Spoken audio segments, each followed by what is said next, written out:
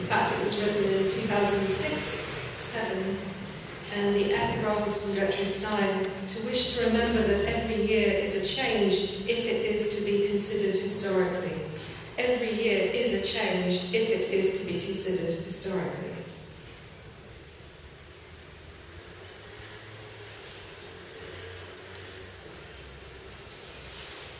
This one was written in, I should say, it works like a kind of a shepherd's calendar of 4 seasons of these poems, and they are often dated.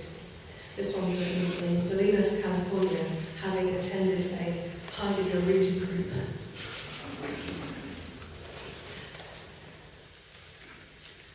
Rest is also a gathering. Sometimes it constellates happily or pintucks, tacked up for later attention in moments of early afternoon when labour is required. There are patches of quiet worked in, pulled down, where thought waits in deeper compass. It waits a while for the clearing of ground to end, when gleaning is a later gathering that stacks up, hopefully. Later, corn will grow as high as the fence, does it? Begin in thought before ground determines where it rises already. Where birds quilt in sound when they prick it out in shoots. Or in small pursed seeds bursting, are there cries of alarm at beginning again, or nothing of contention, just ground in the palm repeatedly, watered to the depth of several minutes? Do they answer each? Whole is an undertaking, a wager with the darkness of woods where eyes roll in the silence without animals. Do they return from broken trees, the blue branches suddenly in spans of limbs and elbows, when waking is a condition loosely remembered? This tree bends. It is a woman's back today. It pauses under the moss, aching in hollows. Has the calendar passed by, or does it fan out overhead and wheel with others, congregating? Does it wheel freely? This is a branch, a root.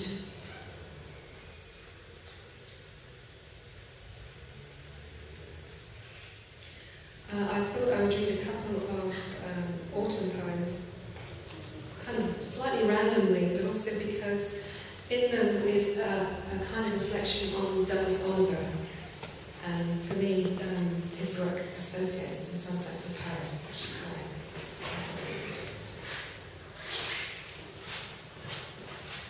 31st of October. The absence of harm is not the place to begin. In the mildness of seasons, insufficient leaf fall, they hang on by the last thread, needing definition, the gasp of frost to let go. I know what it is and then I do not. This game quietens us down. If you break it open, why is there only this silence cracked open? The salt of pain is not mine to own. It does not have a cavity for light or breath, but it serves, pain persisting, to find a relation. Will you cut out eyes and mouth, place it at the window, lamp for an evening? When they come asking or punishing, replace the roof, it begins to burn. That is for tomorrow.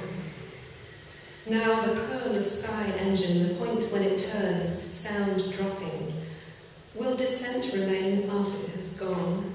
Do we know the reliance of gravity as a reluctant measure when it leaves us only aggregations? Do not think of it as a lightness.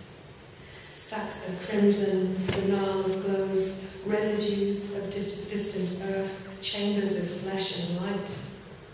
The nature of overwintering, buoyed up, hardened to its lasting, is convincing. It does not ask to be a mode of attention. The thickness is a red hide. Density reassures the beat of knuckles checking rightness. You know, he said, the rest are old sod, and these the last. Red, green veins will open at the ceremonial. The knife sticks. It's about a pumpkin. And this is the one thing. Something of an evacuation of light persists.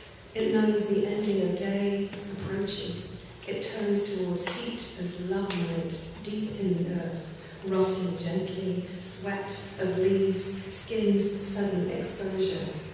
Plane trees, in intentional mottling effect, sunspots, ruching, experience not ruins or rubble, but run through as if will carries you burning, off what you jettison, what springs in your wake. It is heaviness, dragging out bones, the bow of waking minutes, concentrations, let go, with leaf fall and small flakiness, bark, rills of stiff lace. An hour passes, more modulation, without birds, the clear reach where horizon is imagined.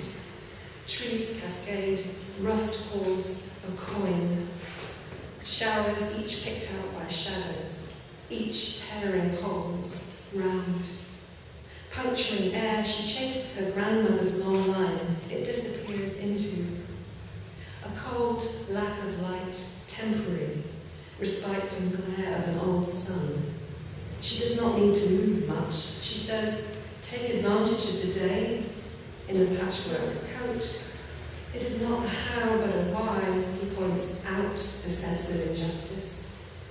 It is the way wood smoke brings life forward, strong as leather. The way yesterday always joins with, scenting tomorrow, its yellow haunting. A glow, not without loss, anticipated, as an inhabiting of flesh, a brilliance kept secret, known everywhere in its hiding. He says, even describing this tree is imagination. I have a right. One more.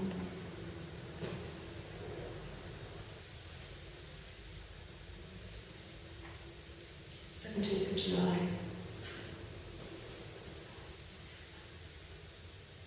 Thinking about Paris, city of light. Thinking to greet light early. When sun rises, it falls through the slats and patches. In which direction to catch it? Surely the small moth spreads itself on the white wall. Today, does it sweat? Or take heat from the damp air?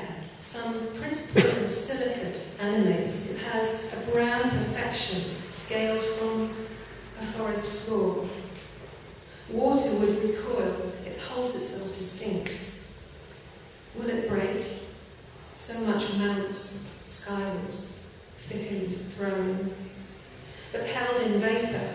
You could not keep it at bay unless something in you demanded that desiccation in lieu of attention, while your mind busies itself with elsewhere and seasons take place in a grand rolling. You think of extension, arms outflung, languorous, the weight of gravity, as resettlement, still. It is night, they fall over the edge, are sighing, the sheen of sleep is dark syrup, muttering. Backs wildly against the light, it wheels, is white, blinding, so close to magnesium flares the dry roar of it on a smaller, but it would seem a conflagration under glass. Is that abandon in wheeling, or what distraction is? Compulsion to bring bodies near, sight, its reach, or this trust falling towards experience. Night secrecies ending. The warm plane of outside enters. Thanks very much.